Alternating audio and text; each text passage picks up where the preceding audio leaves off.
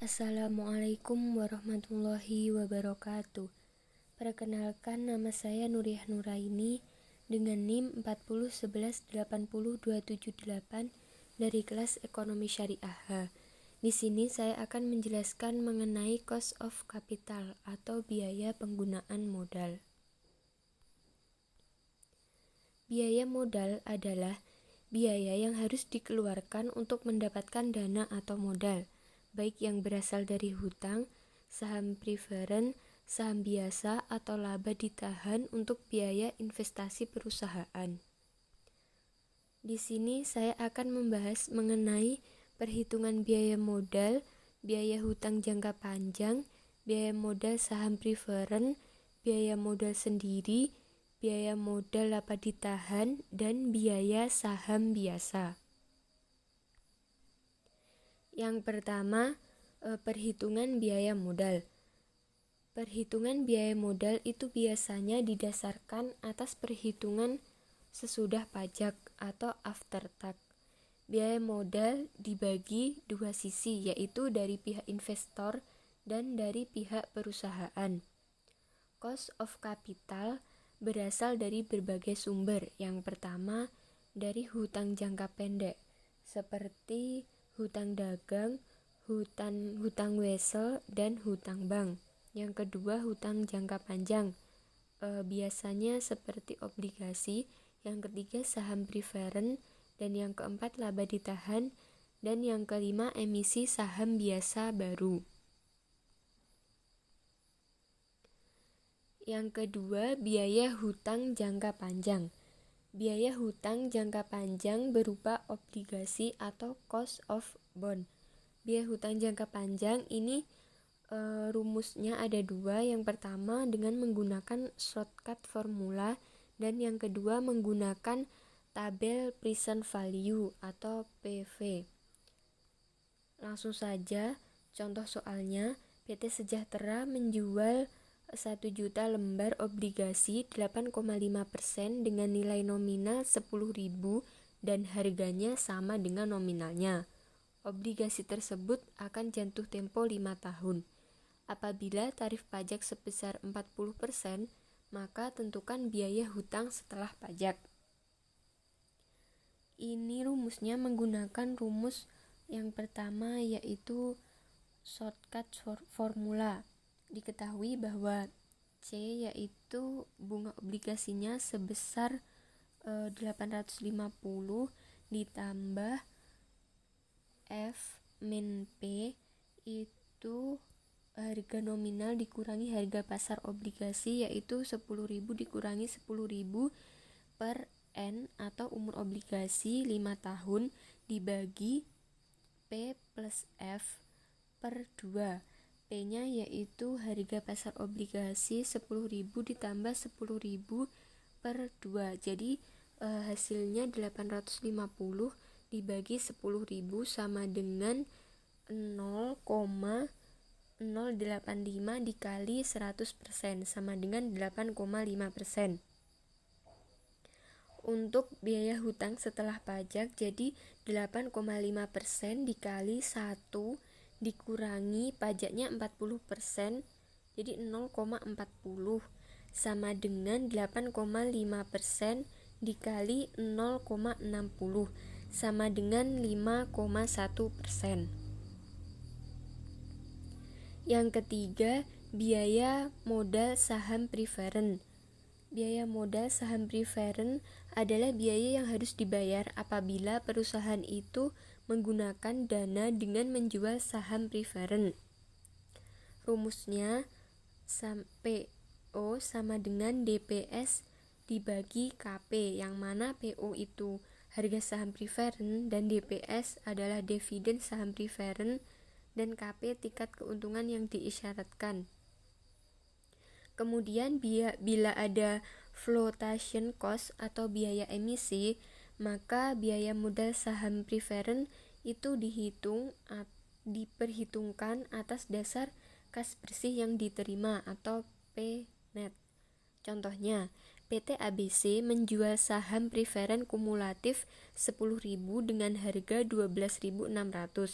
Dividen saham preference setiap tahun diperkirakan sebesar 1.000.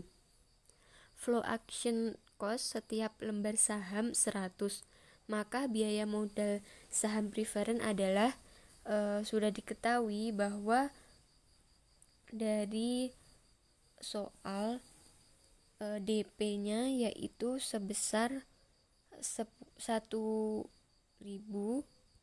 dibagi P-net atau harga saham 12.600 dikurangi 100. Jadi 1.000 dibagi 12.500 sama dengan 0,08%. Yang keempat yaitu biaya modal sendiri. Modal sendiri adalah modal yang berasal dari dalam perusahaan itu sendiri. Perusahaan dapat memperoleh saham sendiri dengan dua cara, yaitu dari laba ditahan dan atau mengeluarkan saham baru. Yang kelima, biaya modal laba ditahan. Biaya modal laba ditahan itu sama dengan biaya saham biasa. Biaya laba ditahan adalah biaya dari penggunaan sumber saham biasa. Rumusnya yaitu KE sama dengan D dibagi PO, yang mana D itu dividen dan PO itu harga saham sekarang. Jika modal itu mengalami pertumbuhan maka atau meningkat dari tahun ke tahun, maka rumusnya berbeda, yang mana KE sama dengan D1 dibagi PO plus G atau grow atau pertumbuhan. Contoh soalnya, jika dividen saham PT ABC diharapkan tumbuh 10% per tahun, dividen yang diharapkan tahun pertama adalah 200 dan harga pasar saham sekarang yaitu 2.000. Berapa biaya ekuitasnya? Diketahui bahwa D dividennya 200 dan PO atau harga saham sekarangnya 2.000, sedangkan G atau pertumbuhan dividennya 10% per tahun. KC sama dengan D dibagi P plus G. Jadi 200 dibagi 2.000 ditambah 10%. Nah, diketahui hasilnya 20%.